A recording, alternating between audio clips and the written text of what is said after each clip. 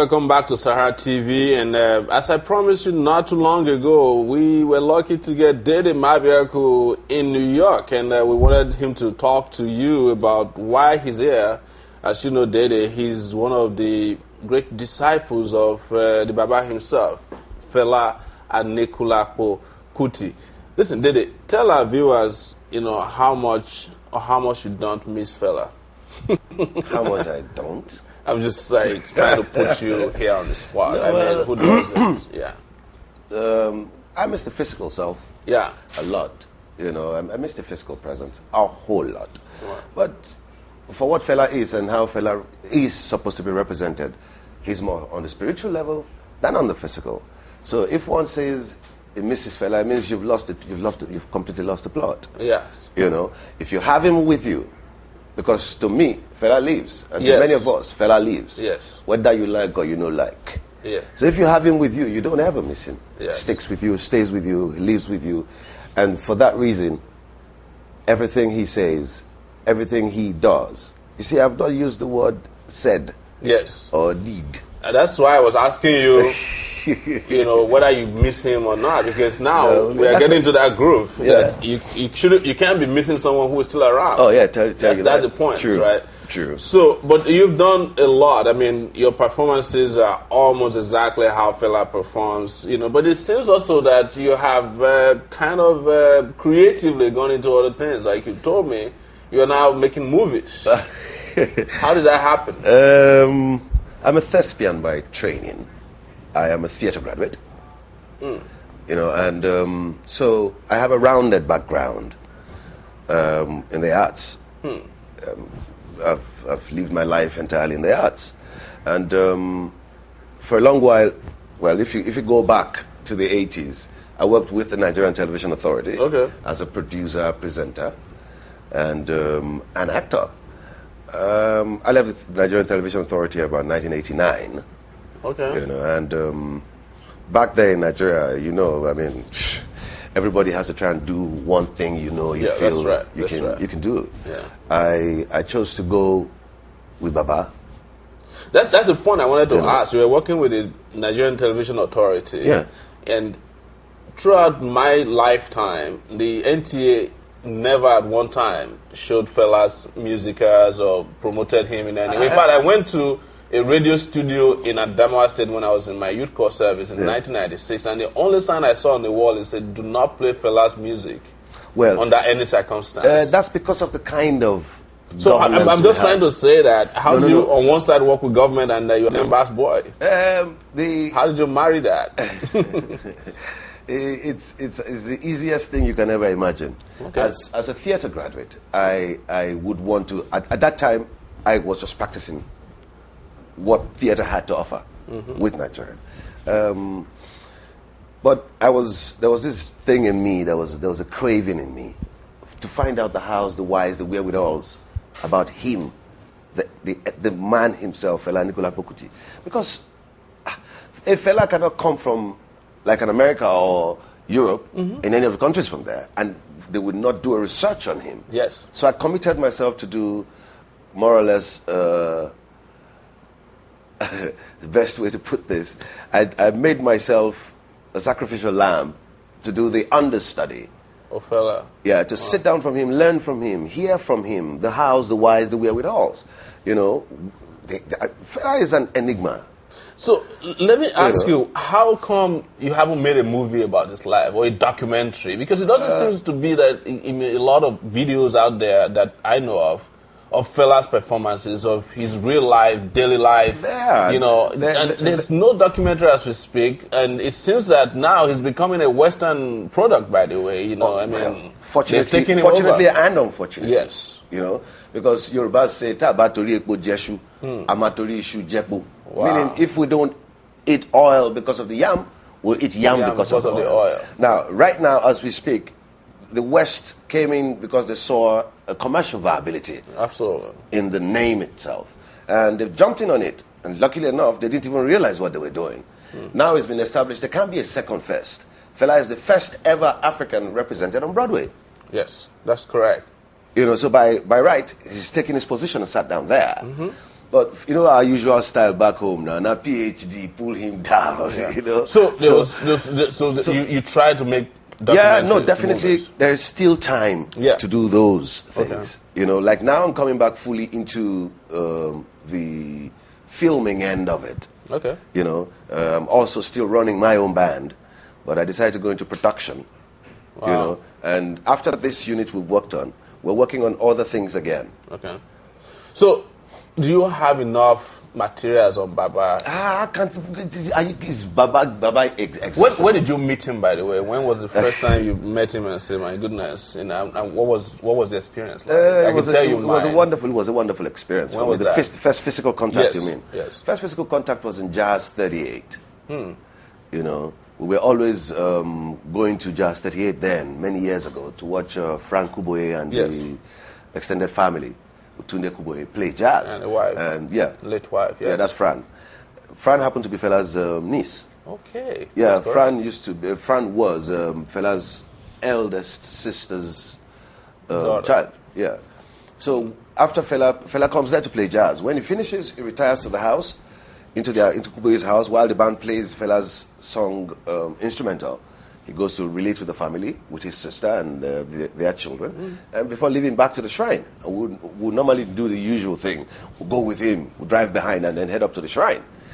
And one day, my friends, Ohia Legbe, Richard Mofer Damajo, Osita Ike, they went to meet Tunde Kuboye and said, look, Uncle T, Dede should come and sing.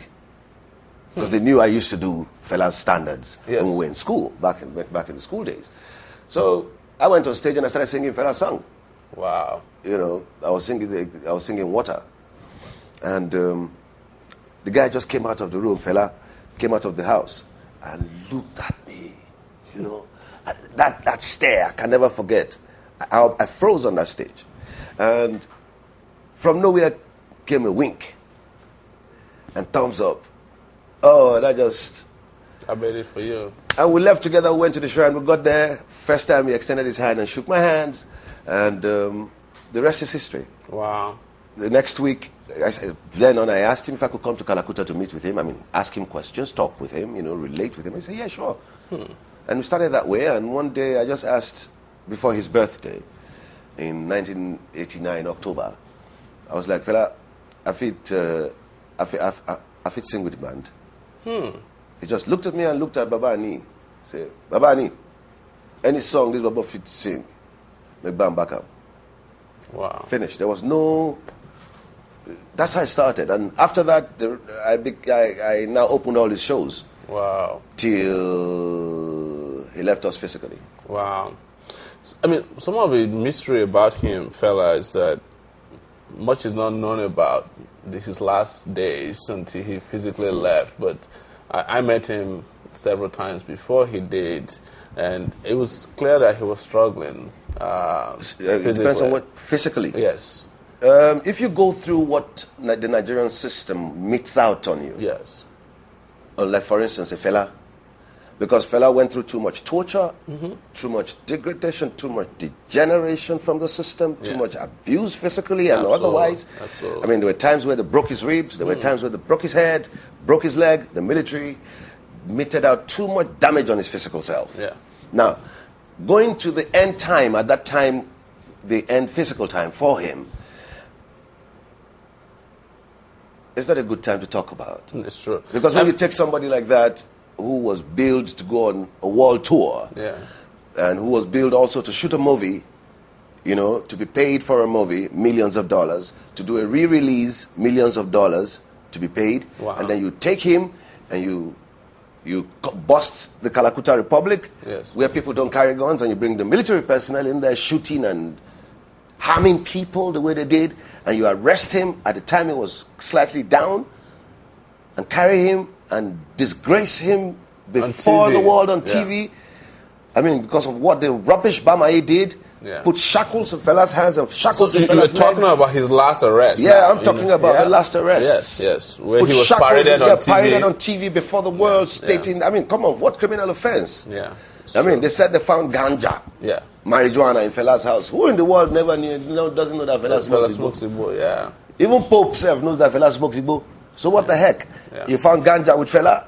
And that's enough reason for you to bring down an African icon the way you did. Yeah. And the next thing you take him, put him from one prison to another prison, from Ikoyi prison to Kirikiri, and then they brought him back to Ikoyi, and then we fought the case, they released him. The moment he came out of prison, by the prison door, the same system, the same Nigerian government swooped in on us again with police, beating people away, carted him away again, carried him to Panti. Wow. From Panti, they moved him straight to Kirikiri and went to put him in condemned criminal cell. Did anybody tell people those things? And this man was under the weather when they came to pick him up. Wow. You know, and the torture is not something we can discuss. The world will be shocked to know about things like this. Yeah. So some of us don't need to scream out about it. We'll take our time to plan it and plot it and put it together. The world will see things about it. You're here as part of a movie. Actually, they say it is a new movie called Black November. Yes. And by the way, for people who don't know, Dede Mabiaku was one of the anchors of Occupy Nigeria. You know, that very close period, you know, that everybody thought there could be a revolution. That was the beginning of the real Nigerian revolution. That's exactly what I wanted to ask. Before we talk about the movie, what was Occupy Nigeria to you? I mean, how did he get that big? You know, how did he... And by the way, how do you feel about the president recently saying that you were motivated to do that?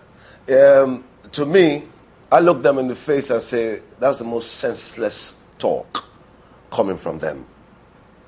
Let's be frank with ourselves. It was a people movement. It was a people-oriented thing. It was not something which was sponsored by anybody or any group of people. Yes. Look, when the young ones, Shenwa Nicola, you need to give kudos to them. Shenwa Nicola Kuti and his friends, you know, Paul and the rest of them, those young boys, when they put themselves together and did social networking to communicate with themselves to make sure that this thing worked. Where were these people? The NLC was not there when this whole thing started. When the original march started, the NLC was not part of it. Yes. NLC teamed up with it. And the same NLC capitalized on it. And the Shomole and the rest of them jokers, I'm not sorry to use that word, absolutely. went ahead and trivialized the essence of what Occupy Nigeria was supposed to do. And at the end, sold out. And now they make the system look like it was just a joke. It wasn't a joke. It was a serious issue. And for the first time, Nigerians gained another format of reawareness, of reawakening.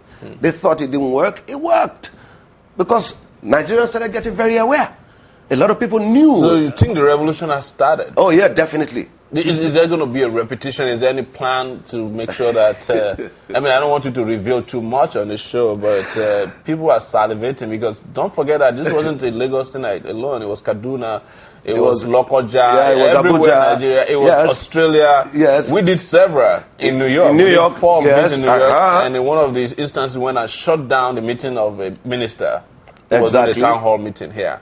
And we've seen people from in Canada. London? Yes. So, you know, this is the same question we asked. So who paid the guys in London? The ones in Canada. The ones in New York. The one in Australia. South Africa. Thank you. If you have seen the one in Lagos, go. So you want to say they paid all those people who were there? Exactly. How senseless can a government be? You know, like if I go back to the kind of statements we used while we were educating the people, we made it clear to our people that it was time for reawakening of the people's minds. You see, our people die for want of wisdom. Our people die for lack of awareness. And a shallow sense of history sometimes. Thank you. Yeah. And when the people are so impoverished and depressed and demeaned and tortured mentally and otherwise, they lose sense of most of their controls. They don't even understand what their rights are. So we had to start waking up the people to teach them. Occupy Nigeria was the first starting point, the first time ever that there was any movement in Nigeria that was non-violent. Yes. Absolutely. You know, they need to think about it. If it's something that was paid for, some other things would have happened. Absolutely. It's a typical Nigerian situation. They would have been trouble now. Yeah. But we came out non-violently to express the wrongs of the system. It wasn't just about the fuel price increase. Yeah. It was more about the decadent, despicable way the governance was going with the flagrant abuse of our own finances and of rulership and the rule of law. Yeah. We had to wake people up to make them realize. How can you say that we were sponsored? I feel so insulted by it. You know, they need to wake up and smell the roses. They need to wake up and smell the coffee. Like we said to them, you know, in Yoruba, you know, Yoruba is a wonderful language. I was saying then that, this man has come. Good luck, Jonathan. Wow. And we will not give him that chance. Because what the Supreme has given to us is ours by right. How can you wake up on the 1st of January when everybody all over the world, all presidents, all rulers, all well-meaning people will wake up and say, Happy New Year, Happy New Year.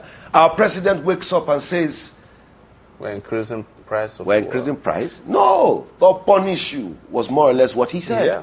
Because your people are suffering, living on less than $2 a day. That was a statement made by your own central bank governor. Living on less than $2 a day, and you want to increase the fuel price to what? In an oil-producing country? It's crazy. Let's talk about your movie, which is a continuation of your activism. You have partnered in one of the instances where we see Nollywood, which is the Nigerian version of the film industry, and Hollywood. So, what is this movie, Black November, about? Whoa. Now, I'll take it from a little peripheral point of view. Yes. When the Gulf of Mexico oil spill occurred, yes, you all saw what the hue and cry was from here. American government made that noise, fought BP, they made sure they got money, 20 billion, started the payments for, and they forced them to cap the well, the leakage. They forced them to pay compensation to the fishermen, to everybody around. How many people out there realize that for the past 50 years, oil has been sucked out of our land in the Niger Delta, and these wells have never been recapped?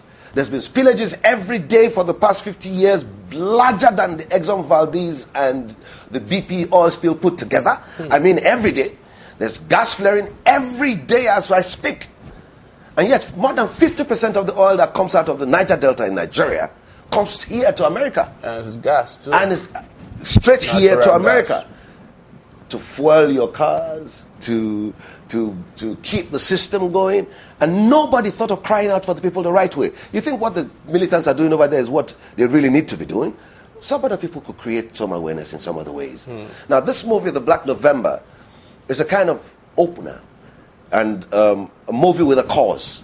And right now, the way it's gone, Congressman Bobby Rush and a host of other Congress people have put in a resolution for the immediate cleanup of the Niger Delta region. You know, it started as something which was like a joke to some people because they didn't realize what was going on. But if you look at the lineup on Black November, you will find out that we have people like Mickey Rourke, Kim Basinger, Vivica Fox, Akon, Wyclef as actors. Wow.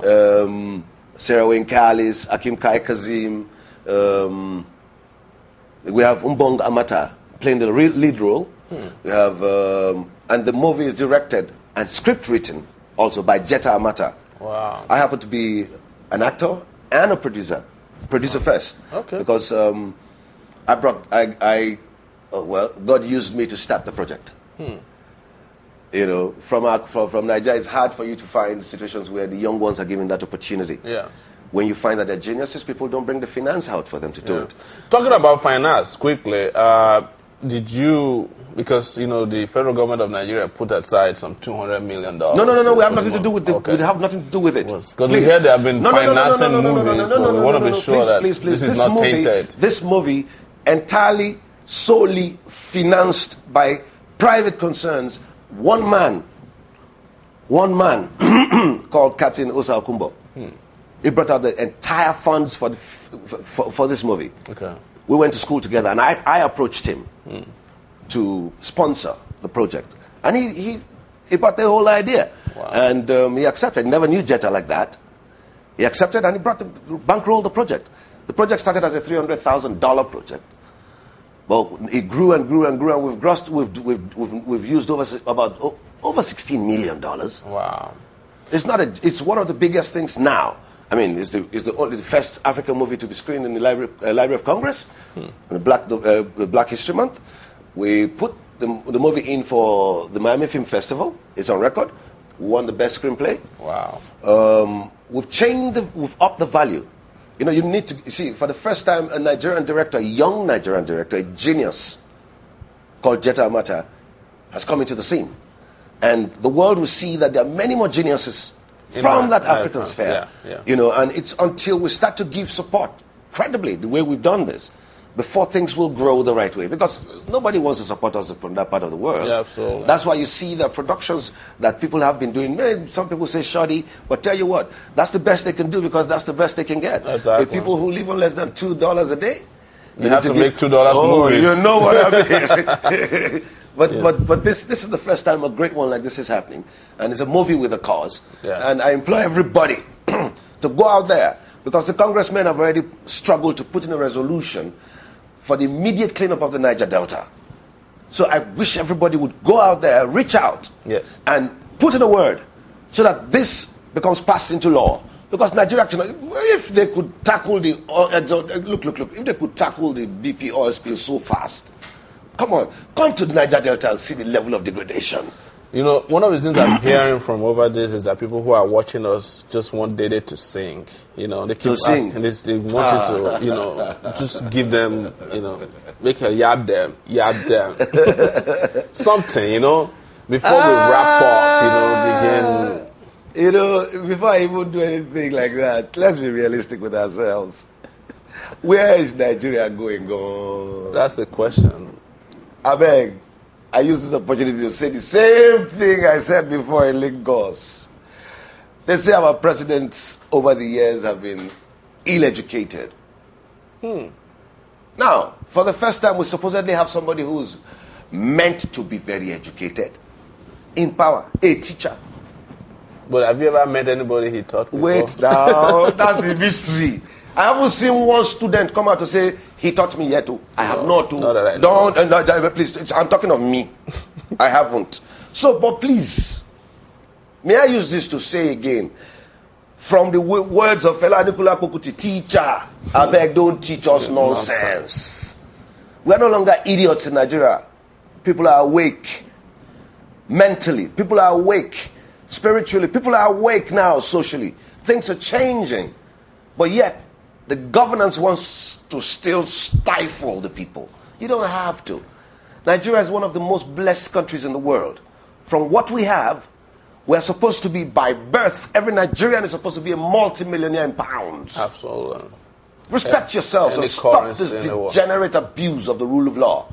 Stop this abuse of the system. Look at this quandamania we face in our country. And they say, we were sponsored to do Occupy Nigeria? What an insult. Don't they look at themselves in the mirror and see what they do? Nigerian president is the only president in the world who can tell the central bank governor to open the vault and bring any amount of money. Absolutely. Unquestionably. The American president can never do that.